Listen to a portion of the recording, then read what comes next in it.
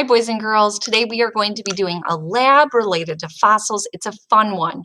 If you have the materials to do this, you should do it along with me. If you don't have the materials, you can either try to find some that are similar, or you can just watch and follow along. I'm going to move my face and I will narrate as we watch. So in this activity, you are going to need a few things. You are going to need some gummies or other candies. Gummies work best, like gummy bears or the gummy worms or any of that type of stuff. That works best. You're also going to need a really heavy book. You'll see that in just a second. Heavy book, 2 plates, and a bunch of bread. So if you're going to do this along with me, go ahead and get yours now. Pause the video until you have yours. If you're going to do it after, that's fine too. So you're going to have a bunch of bread, the 2 paper plates, and then a big book and some gummies or some other small types of food like graham or Teddy Grahams would work, or different things like that.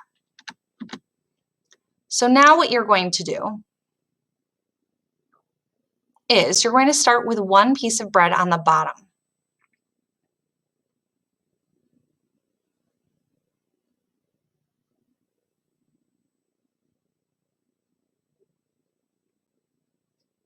She's still going through all the supplies.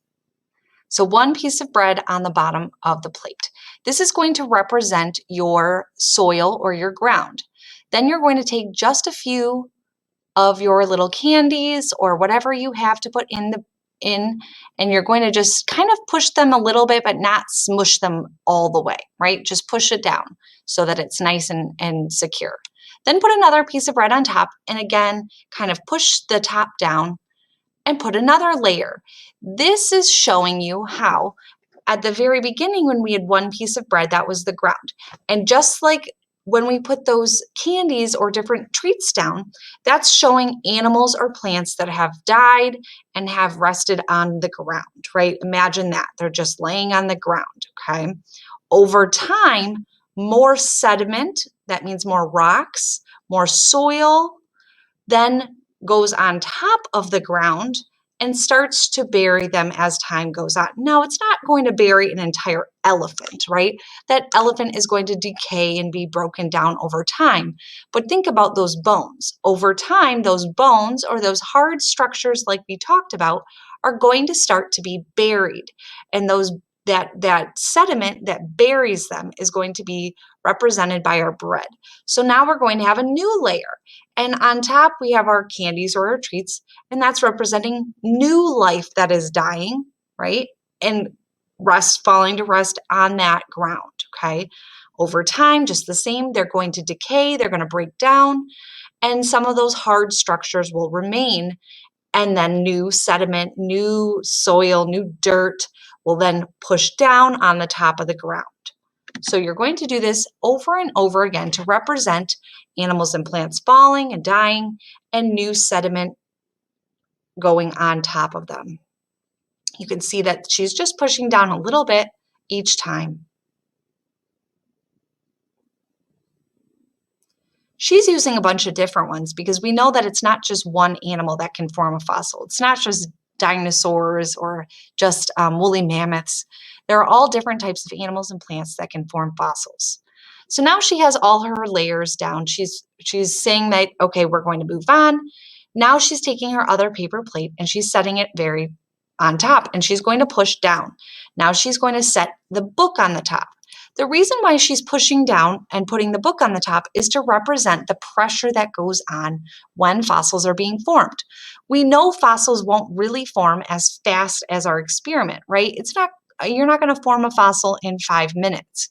However, fossils do form quicker when there's more pressure. So when more things are on top, or if the earth has shifted or changed and there's more pressure being applied to the fossil layers, they're going to form a little bit faster. So again, fossils form with pressure from the layers above them. Okay, that's represented by the book. She's going to wait a little bit, let that book sit. And now you can do this too if you're doing it along with me. Take the top off and you will see that your final product looks very smushed, right? Those are like those compressed or those pressurized layers of rock or sediment. This is called a sedimentary rock, and you'll learn about that later in school. There are different layers. If she starts to peel back the top one, and you can too, she's going to see that there are those treats inside, but she's also going to see that they have left imprints, right? They have left the fossil imprints. Over time, the bones might still be there, and then also the imprints, like the impressions that we talked about yesterday, will be there. Look at that. Can you find any on yours? If the pressure weren't there, like if the book didn't push it down or if she didn't use her hands, then there really wouldn't be the fossils that we're seeing. It is necessary for there to be pressure to create those fossils over time. Okay, so if you've done this experiment with me, great job. If you are going to go do it now, go ahead and get started. Remember, different materials can work as well. It's okay.